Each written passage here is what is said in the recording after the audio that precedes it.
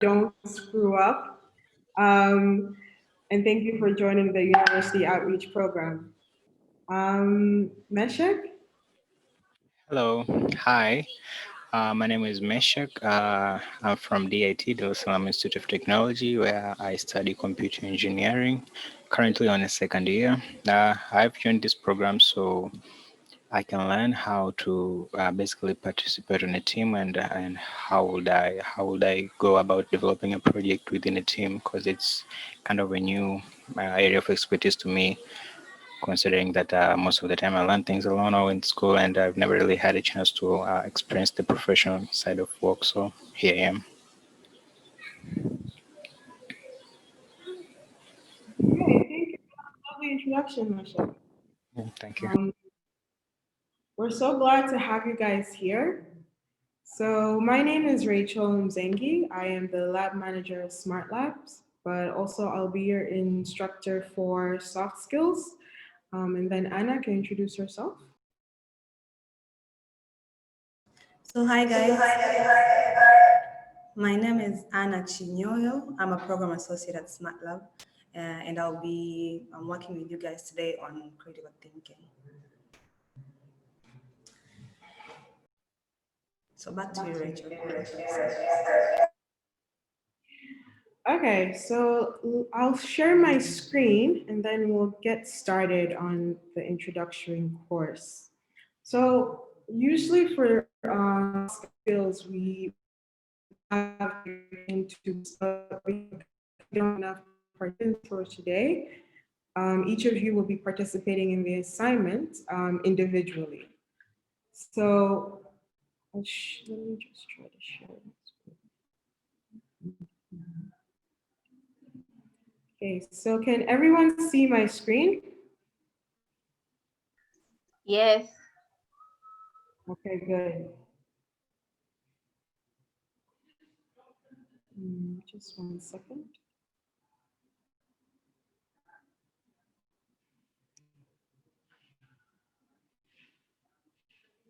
Okay. So, starting off with soft skills. Does anyone know what soft skills are, first of all?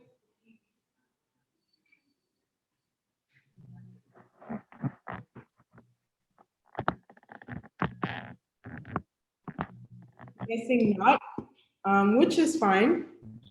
So, soft skills are basically the appropriate either technical or hard skills that can pretty much relates to how you work and also how you interact with your colleagues or solve problem in your own office.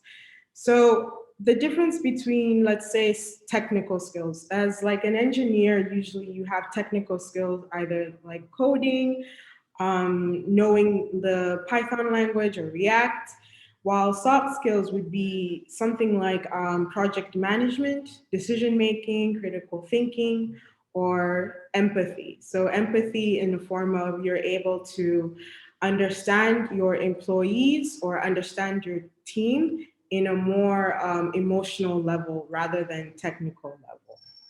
So, in today's workforce, I would have to say soft skills are more in high demand because usually, if you are willing to work in a team environment, especially in tech or especially in corporations, you need to also have soft skills that can also help you interact with your team and also solve problems. So it's not enough to have technical skills. So let's say also I'm a digital marketer and one of my hard skills is analytics.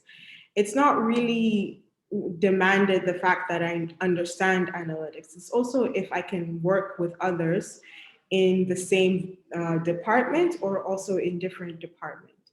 So without developing the interpersonal or relationship building skills, it's going to be very hard for you to communicate with other people. So, okay, the difference. Basically, technical skills are specific and quantifiable, very necessary to succeed at a job or even apply for a job.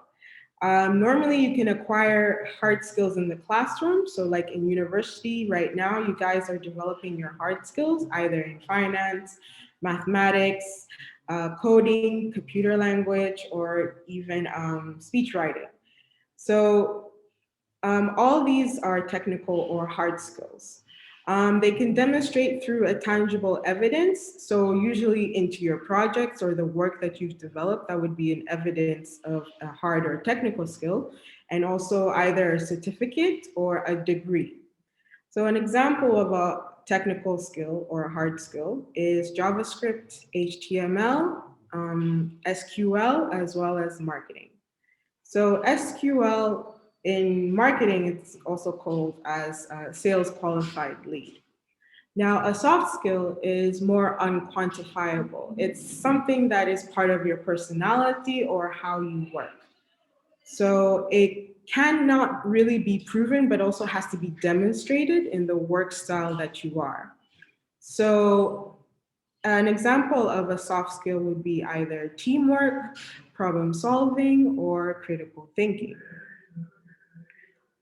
Is everyone with me so far, or does anyone have a question?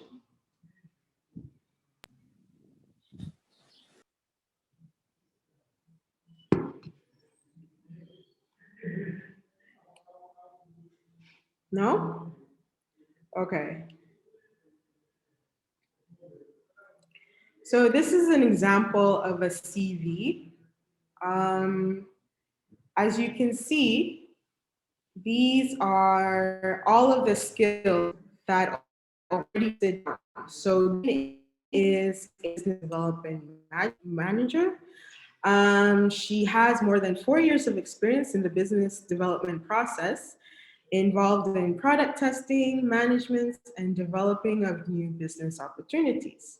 So her work experience, usually this is how managers look at. They will start looking at your work experience and then looking at pretty much your education. So does the education also back up with the experience? So work experience she has is Air State Solutions, successfully managed 2 to 3 million budgets, successfully achieved project goals, and then her employer before was also the same company, but she started out as an assistant. So now looking at the role that she is, a business development manager, you also see the skills. Can anyone tell me which one are the soft skills and which one are the technical skills? Can we start with Isa?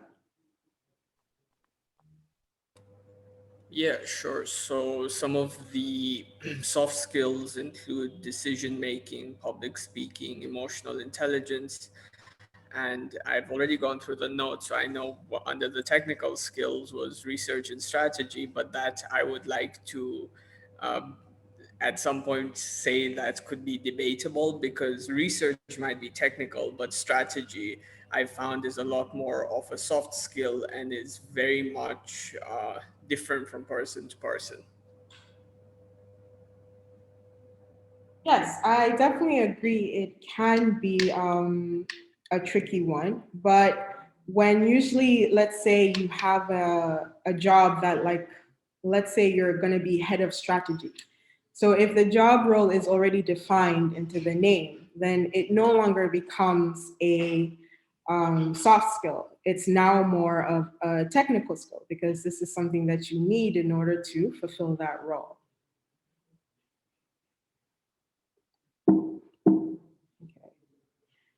All right, so you got most of it. Actually, you got all of it right. So the soft skills that Jane has is pretty much decision making, public speaking, negotiation as well, emotional intelligence, which is also known as empathy, as well as teamwork. So does anyone have any questions or anything I can clear up?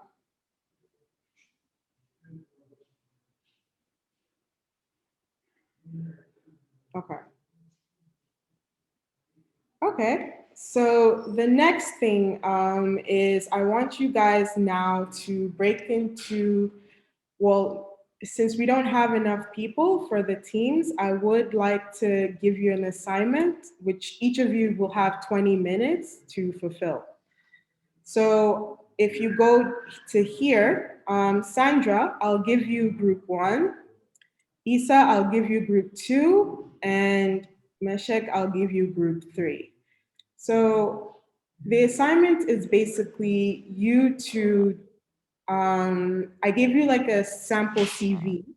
And what you will need is to pretty much define five technical skills and then five soft skills to that CV.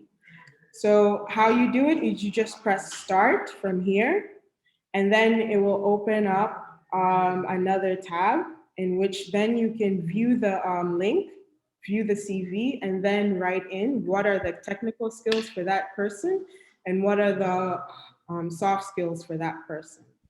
Does everyone understand? Yes. Okay. Yes. Yes. Yes. Oh, so we have two more people who have joined us. Hi, everybody. Hi, Bernadette. Hi, Mike. Welcome to University Hello. Outreach. Um, so can you guys give us an introduction, who you are, what are you studying, and what has brought you to sign on to the course? I think you can view the lesson. Okay.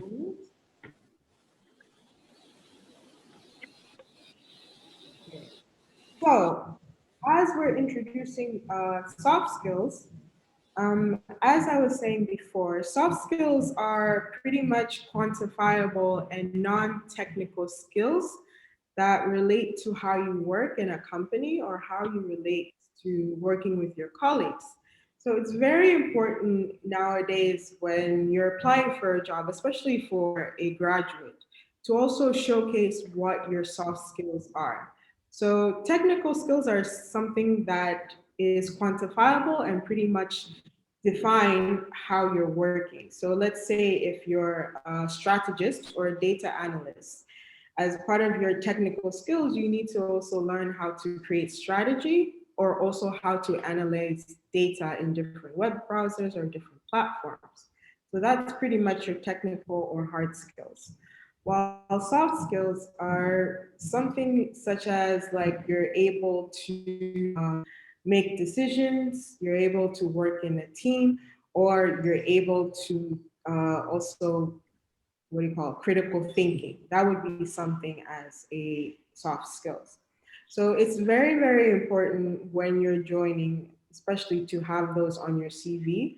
So it also is good like when you're working as a student to also maybe one of the things that I love to do during university is also ask my peers what are my greatest soft skills.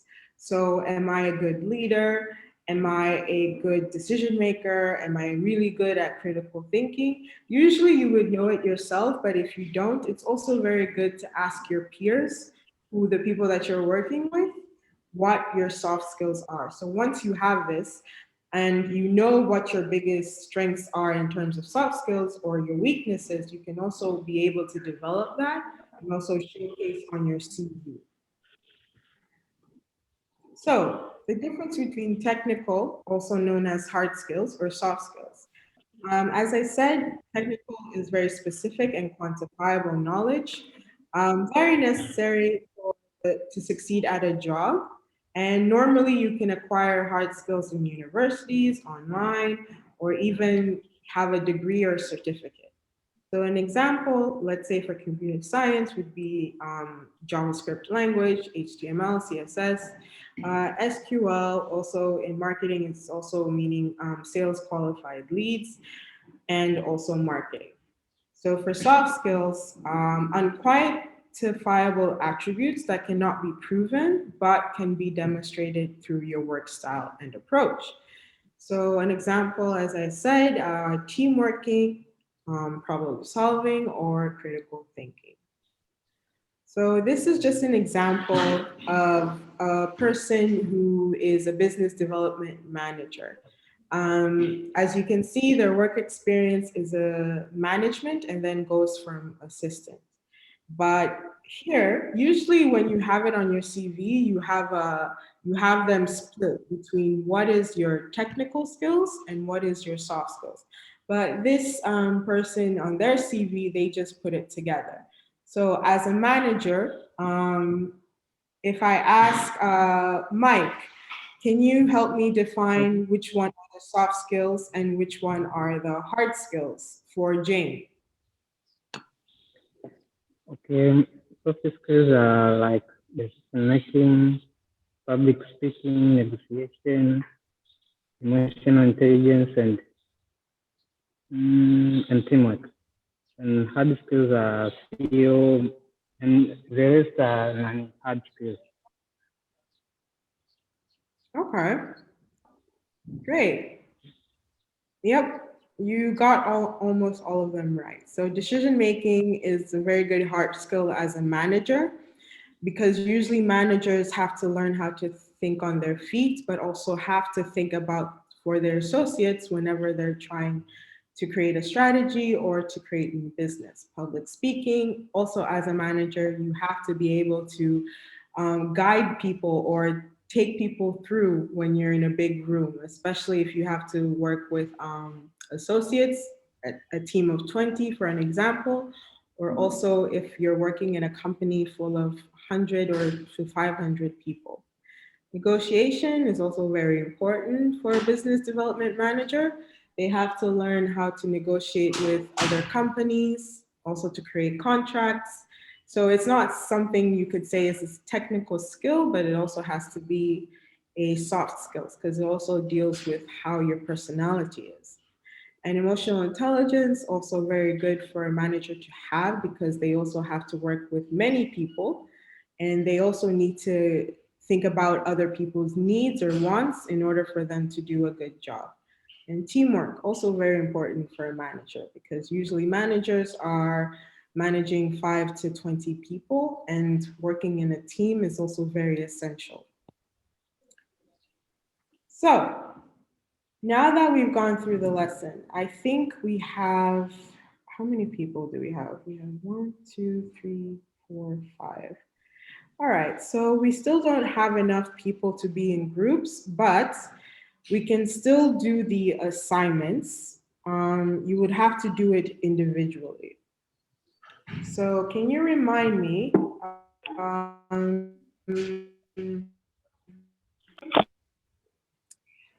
who did I give group one assignment to? Me, Sandra. Okay, Sandra, so you can start with group one. Um, Isa, which group did I give you? Group 2. Okay, Isa will do group through two. Meshik, I guess group three. Yes. Okay, group three. So Bernadette, you will take group four, and Mike, you will take group five.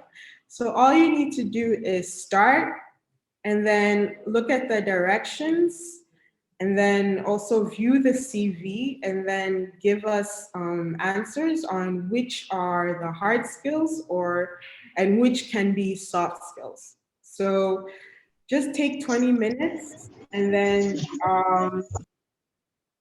yeah, and then get started on this assignment. So once you're done, then we'll review each person's answers and then I will also then give you the correct answers. So now take time to just start on the assignment.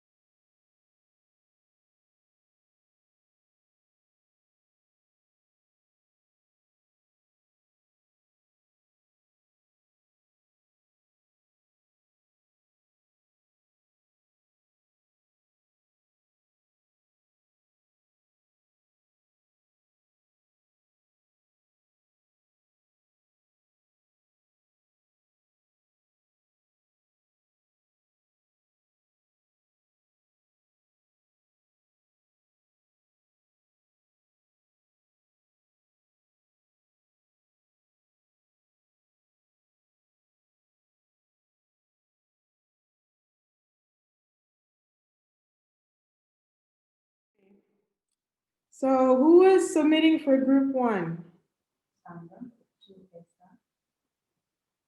Sandra, can you hear me?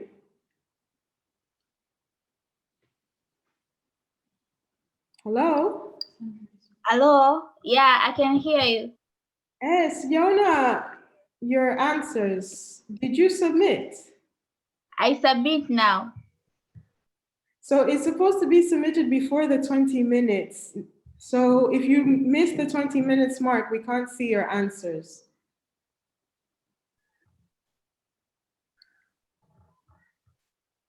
So you have to retake it and then submit it before the 20 minutes. Does that make sense? Okay. I already submitted. Okay, let me just check again. You're group one, correct? Yes.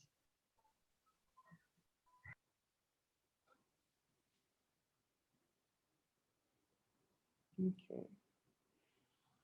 So let me just view the actions.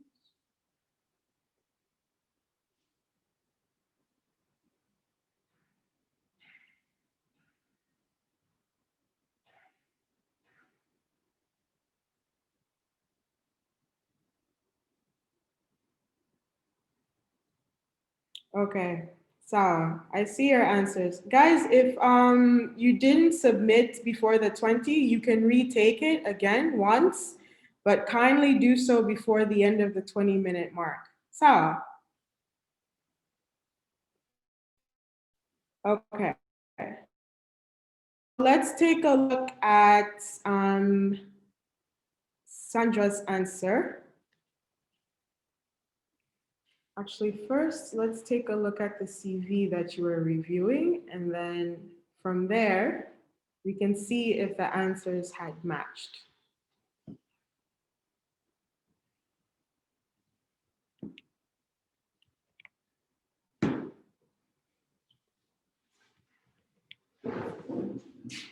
Okay.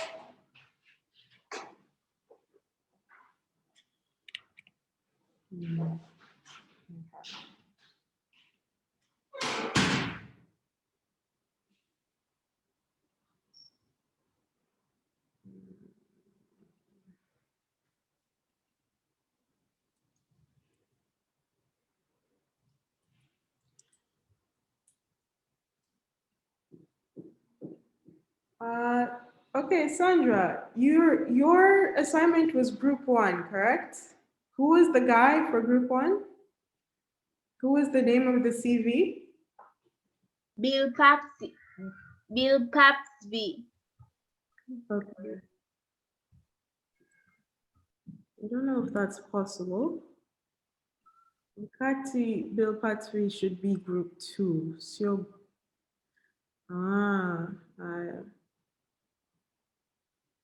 so let's just review it. Okay, we're gonna review on one, so that way everyone understands how this works, and then individually we'll mark you guys later on.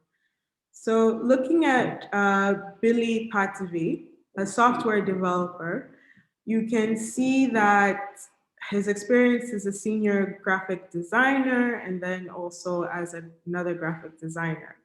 He has a degree in University of Maine, and also he's partaking in both graphic design and software development. So Sandra's answers were soft skills, led a team of 4 designers in a fast-paced design firm. Okay, so in terms of how the soft skills and hard skills, it's usually not writing them in a sentence, but it's more or less in a word format. So an example would be the one that I've shown you guys with Jane Roe. So it was very clear and cut through of what Jane's hard skills were. You could see it as a, one second, let's just introduce that back.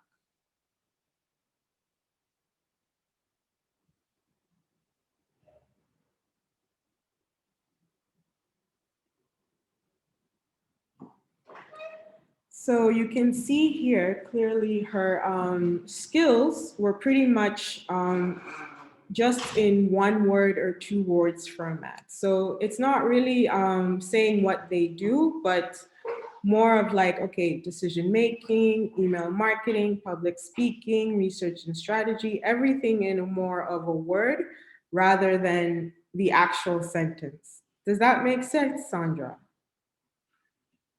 Yes, yes, madam. Okay. Sawa. Let's take a look at group 2 for another example. Sandra, you can retake that assignment if you want, so you can get some marks on it. But let's look at another submission. Mm, Does anyone volunteer for us to take a look at the assignments?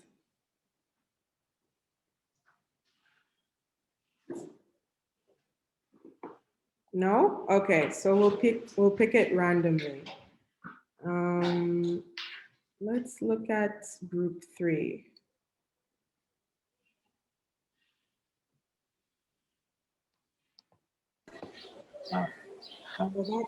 Meshach. Take a look.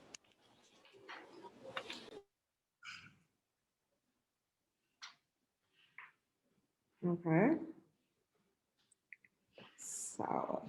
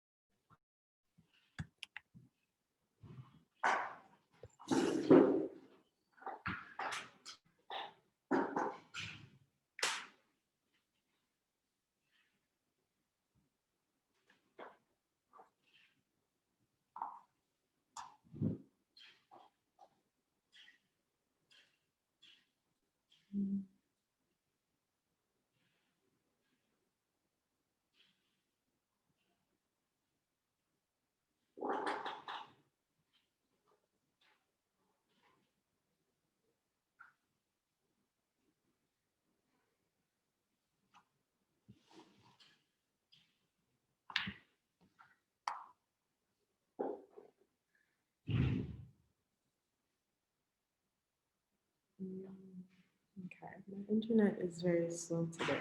I don't know why.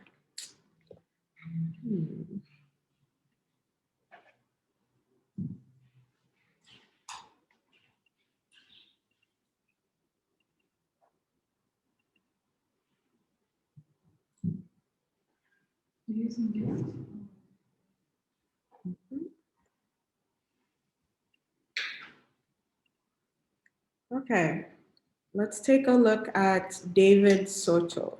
He is a product manager, 6 years experience, freelancing as a product manager, also has a degree in MBA, certificates in product management, as well as a certified PMI.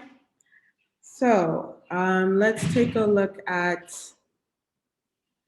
Meshach's answers. So we have, okay, soft skills, we have public speaking, teamwork, strategic thinking, presentation skills, communication skills, critical thinking, and content creator. So what were the technical skills, Meshach? I think that's missing. Oh, okay, we have this. Software development, UI, UX, sales and marketing, and practitioner. Does anyone have anything to add to his technical and software or any comments? Are we all in agreement that this is David Seto's soft and technical skills?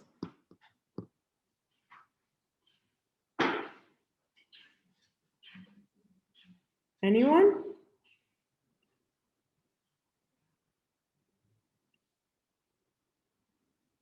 Okay, so definitely you're in the right track. But I think you are missing a couple.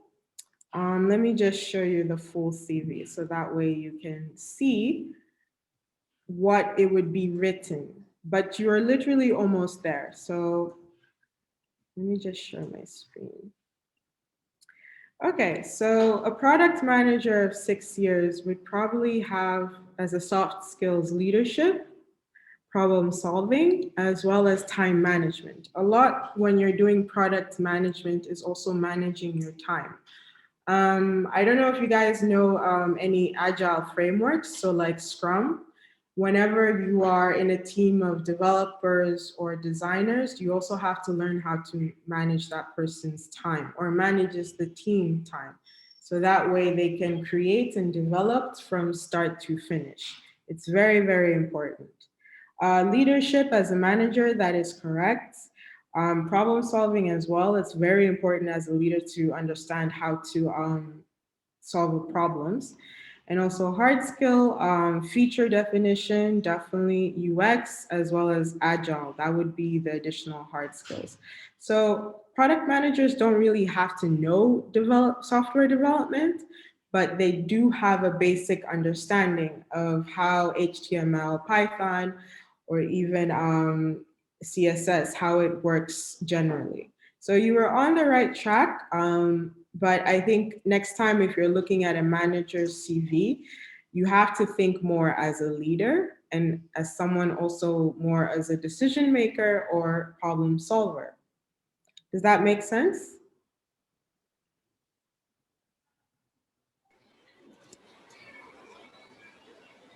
Yes, it does. Okay. So I'll take a look at everyone else's answers. If anyone wants to retake and maybe just redo it, you're welcome to do so today, or yeah, if you can do it by today, that would be great. So that way I can evaluate. Okay, now that we're going to be moving on to critical thinking, Anna has the floor.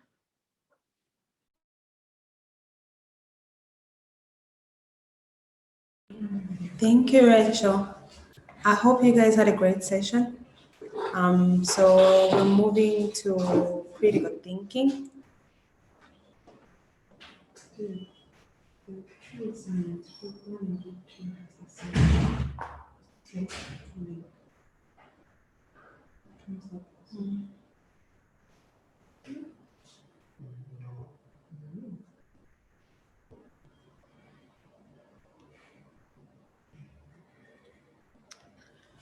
Yeah.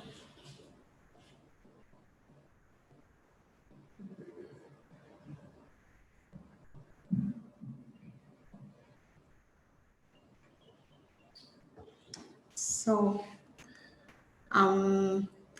this is one of my favorite quotes when it comes to critical thinking. So, learn to use your brain and power.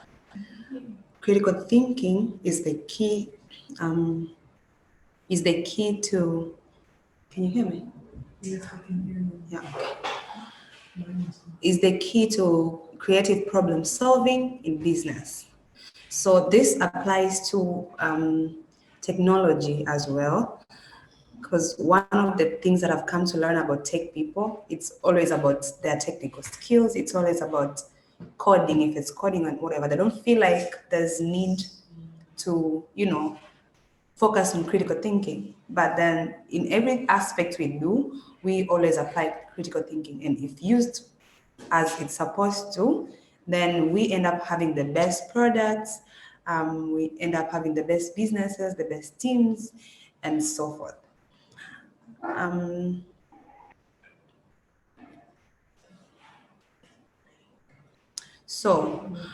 We use critical thinking each time we, maybe weigh options or prioritize on responsibilities, or even how we go about the effects of our actions. So if it means you thinking of what I'm gonna eat today, or what job should I take, or what university should I register to, or what class should I take on which not to, you're obviously applying critical thinking throughout.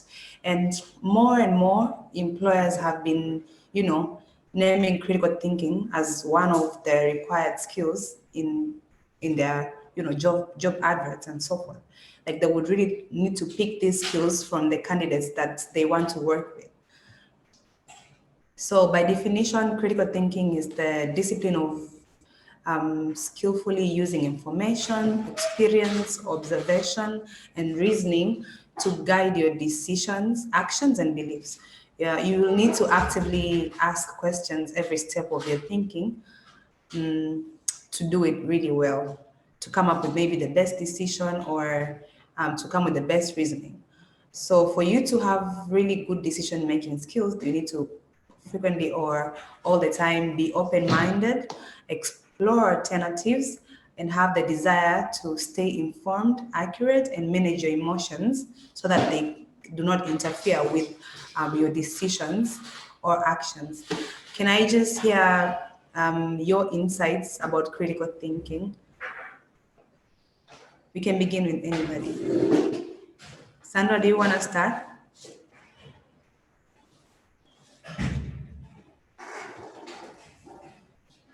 Hello? Can you guys hear me? Yes, we can hear you.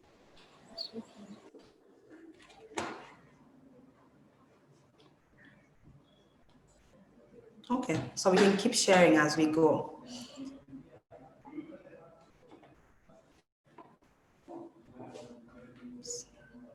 So, what are the key critical thinking skills that one would need? First of all, is you have to gather information. For you to critically think or come up with really good solutions and resolutions to problems, then you have to gather good quality information that marks out the context in which the leader or you operate. And creation of information patterns from where your idea emerges, and in the end it provides the criteria by which your ideas can be screened and assessed. So before you come up with a decision or before you start thinking of what to do or what measures to take in any situation, whether it's at work or at school or with your personal life, you have to have the best and quality information for you to be led into doing the best decision and critically thinking. But then you also have to be really observant. So you will need to be curious. You need to notice very tiny details within the mass information you have gathered. So you have to be really observant for you to be a critical thinker. But on top of that, you must be skilled at reasoning and extending logic. You have to look at things logically. You have to really reason and have the ability to, pick out very tiny things and logically for you um, to have the ability to look at outcomes and events or ideas or observations in a good conclusion. But on top of that, you have to rationalize. This is about, applying the laws of reasoning to judge an argument and determine its merits. You have to also frequently reflect if you're trying to decide on something as you're thinking. I think it's really good to just step back from the detail of your decision or your problem and then look at it in a bigger picture. If it's a problem, just look at things outside of now, look at it in a bigger picture, and then that will help you to come up with a very good solution or a very good option. And on top of that, you need to be like really creative. You have to use creative thinking tools to balance your logic. You also need to classify and sequence what you're dealing with, whether it's an idea or it's a problem, or you have to categorize or characterize them. You differentiating them is going to help you compare and contrast. So once you have determined how similar or different what you're dealing with is, after classifying it, then it's easier for you to start thinking of prioritizing and stuff like that. And then on top of that, you have to analyze cause and effect. So how does the motive or reason for an action relate to its result or outcome? And then after you've measured, then you can come up with new possible outcomes, or you can brainstorm on how to go about it. And this is where you synthesize. So if there was a problem that you're supposed to solve in this manner, probably after you have done all the processes that I've just mentioned, then you can be in a position to, sit down and think about something or brainstorm about something and then come up with a better solution. Yeah, I'm seeing a hand. Furaha? Yes, hello. I've seen the part of create, where you said we could use creative thinking tools. So maybe I'd like to know what are Kindly the ask the question if you have a question. okay. So my question is, what are the critical sorry. The thinking tools, the creative thinking tools. Come again? The creative thinking tools. Oh, Yeah, so that's let, all. let me leave a link after we're done with this on creative Okay. thinking because I just Okay. going. Yeah, thank you for reaching out. Okay, so let's proceed. Among the other critical thinking skills is evaluation. So you have to evaluate. You have to weigh your decisions. Look at the pros and cons of what you're dealing with, whether it's a task or it's a problem, or it's just something you want to resolve. So you have to weigh, if I'm going to take this decision, what are the pros and what are the cons? Or if I'm going to go for the other one, what are the pros and what are the cons? Then you look at what favors you and then you act on it. And then you need to predict. So after you have evaluated what are the pros and cons of you want to make, then from this you can analyze what are going to be the possible outcomes of anything you choose or you select to go with. So this will help you go for a better option. We have a very insightful video on prediction.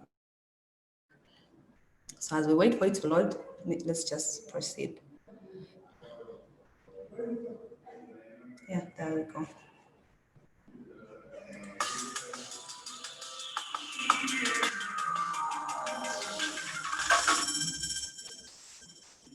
When leaders don't think through the consequences of change, the results can be pretty disastrous. This is why impact analysis is so useful. It gets you to focus on unexpected, often negative side effects of your decision. You can then put contingency plans in place to deal with potential problems before they arise. There are 5 steps to conducting an effective impact analysis. First, you need to prepare. As part of this, gather a good team of people with access to all of the information you'll need about the proposed change. Next, you need to brainstorm the major high-level areas impacted by the proposed change, such as departments, strategy, customer groups, and business processes. The third step is to look deeper at what will be affected in each of the high-level areas you identified. For instance, if you know that the change will impact several departments, list them. It can be easy to get bogged down in micro details here, so do what you can in the time you have available. Now you will have a list of everything and everyone who will be affected by the change. The next stage is to identify the positive and negative impact for each of them. What will be the biggest benefits of this change? Issues. Clearly, your analysis will be much better if you talk to people in key areas to get their views. Once you have a clearer picture of the effects, it's time to take action. So your last step is to manage the negative consequences. Look at everything you just mapped out and think about how you'll deal with any problems. For example, how will you prepare the people affected by the change so that they'll support it? You may even want to consider whether you should still implement the change. Is it worth continuing? Impact analysis helps you spot and deal with potential problems before you make a change. You can find out more about this tool in the article that accompanies this video.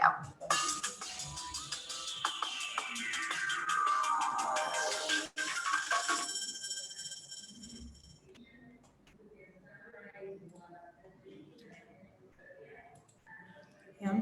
So I hope you guys have learned a thing or two on impact analysis.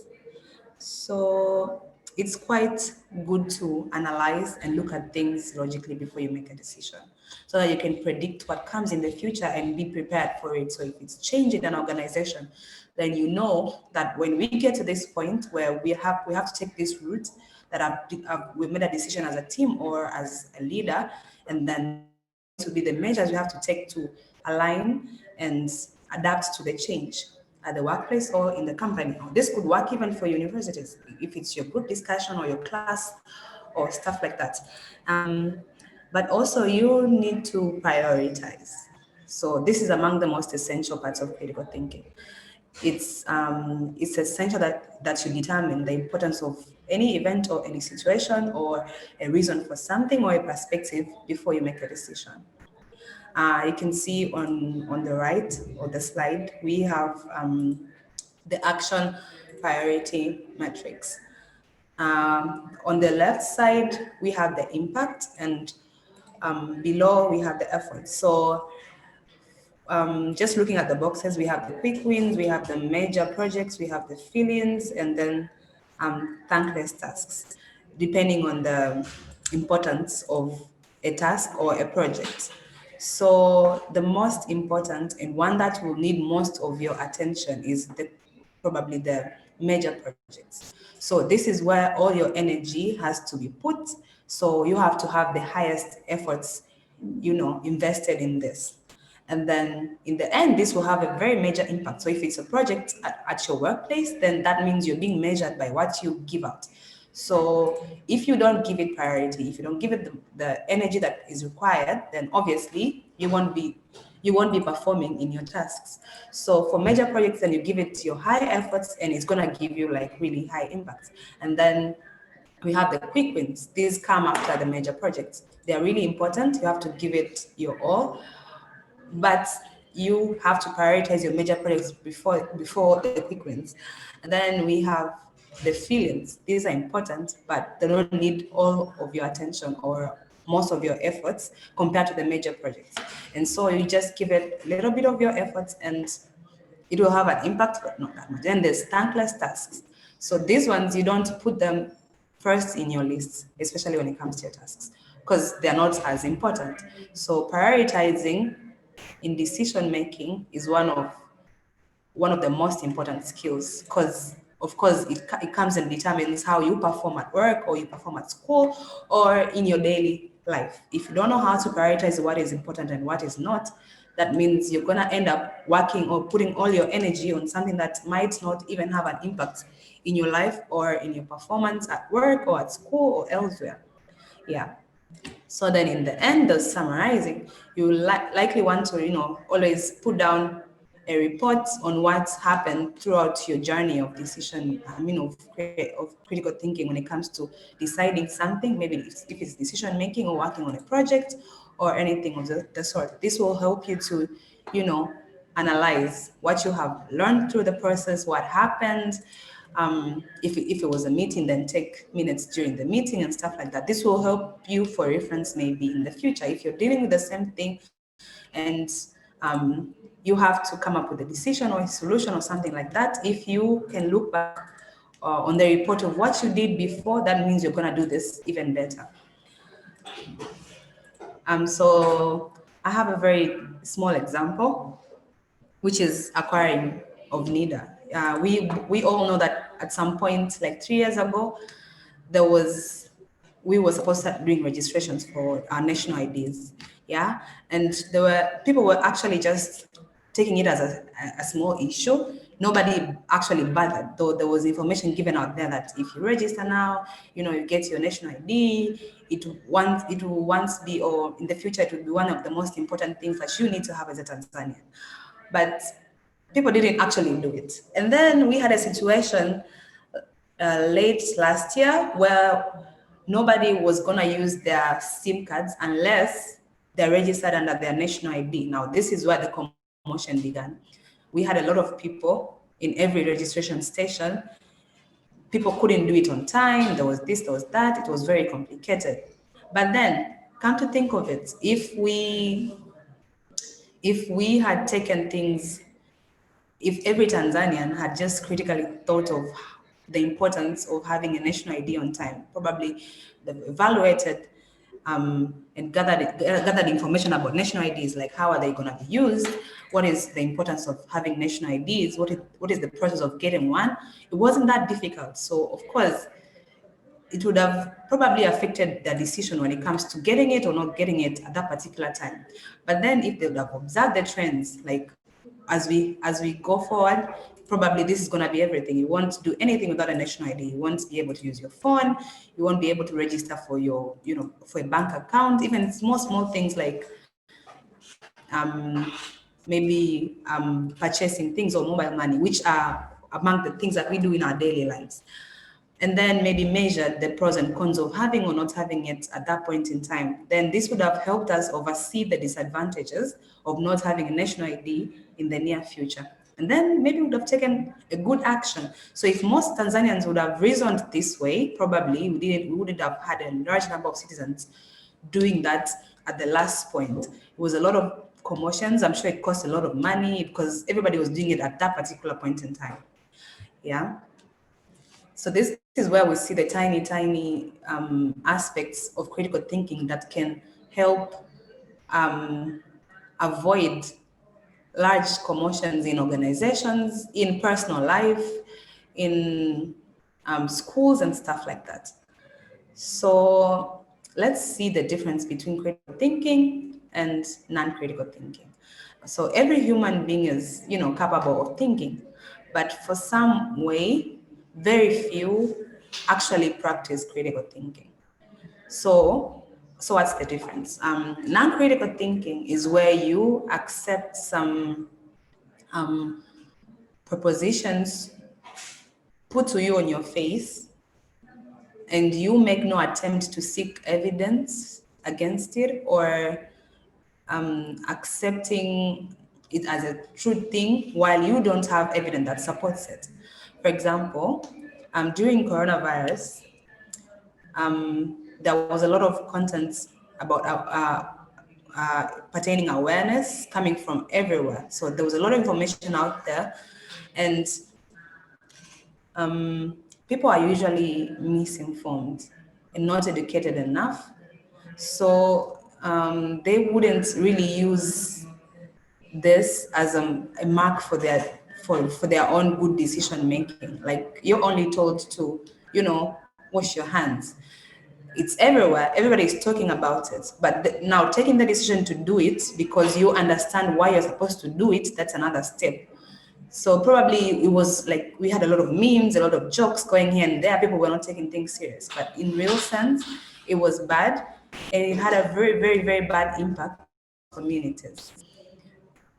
So if information is taken and worked on properly and people think actually like clearly, so we're gonna, avoid such small mistakes that could have large impacts. So critical thinking is an unbiased way of thinking. So it evaluates both argumentations and counter argumentations in order to be able to determine a sound option or a sound solution. For example, when you guys were selecting universities after your A-levels, one could have just chosen a university because most of his or her friends are going there, or because it's the city you love. I probably love Dar and I live in Mwanza, so I'll choose University of Dar es Salaam because, I want to live in Dar. Or could have selected it based on anything that comes out of your mind, but because you were given an option to just select and you look at what is just in front of you and go for it without critically thinking. But if you're a critical thinker, of which most of you, I believe, are, you will choose this based on your career, probably, what you love to study, what you love to pursue, and eventually this will build up with your career. You're gonna be a great software engineer or computer science engineer and stuff like that. So this is the end of my session. I hope you guys enjoyed. I was expecting questions.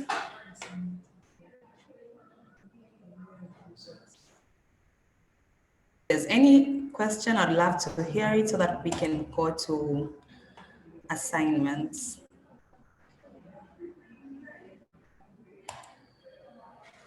Does quietness mean you guys have understood everything? I can't even see your faces. I hope you're not sleeping. Okay. So because let's so let's use the same groups as before. I hope you guys remember how to get into the assignment.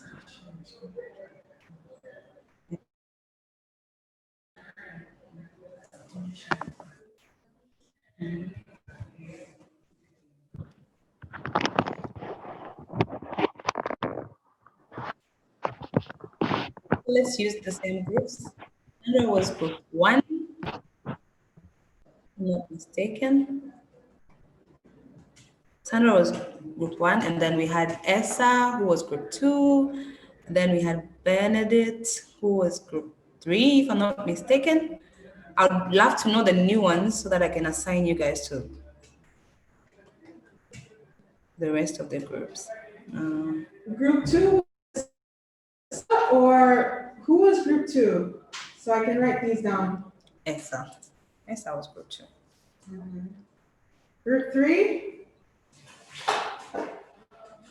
Meshach was Bernadette. I was in group 4. Oh, so Meshach 3, Benedict 4. Meshach. Three. Group 3. Yes. Okay. Benedict? 4. No. Bernadette. Bernadette. Yes. Okay. You were group 4. Yeah. Group 4. So who was group 5?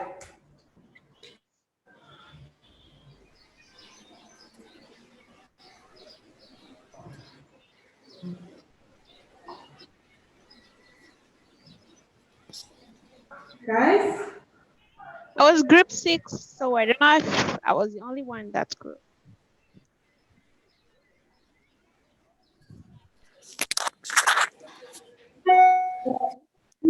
Five.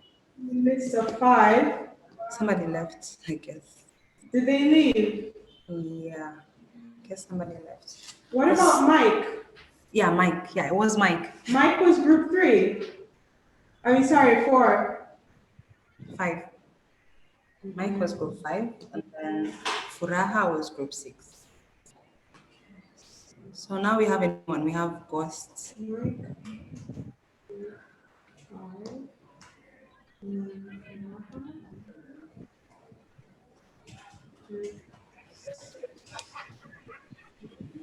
Ghost. Ghost. So that is- Ghost. I don't know what his real name is. Can we have our real names? Mr. Ghost, can we have your real name? And you're actually the only one that hasn't introduced themselves.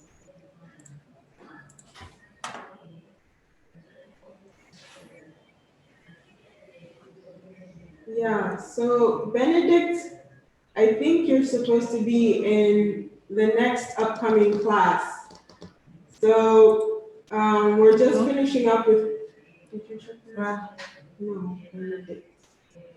So, okay, so Ghost, you have literally 10 more minutes. We're just finishing up with Group A. So, Group B is a different link we have.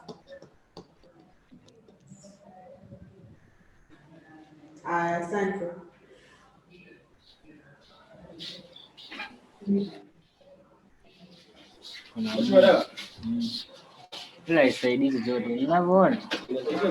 Stop sharing.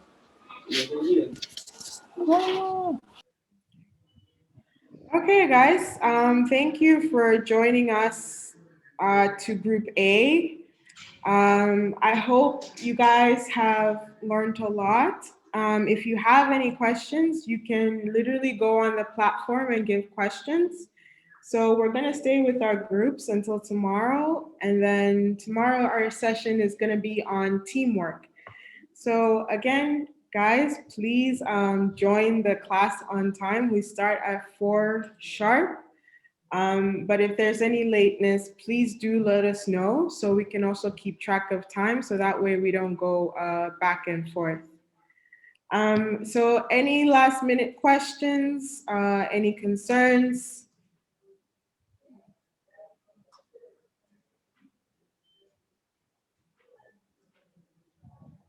All right, cool. So we'll talk to you guys tomorrow. Thank you guys for joining. Have a good evening. Thank you too. Bye. Good evening. Thank you for joining us today. See you tomorrow. Thank you. Bye.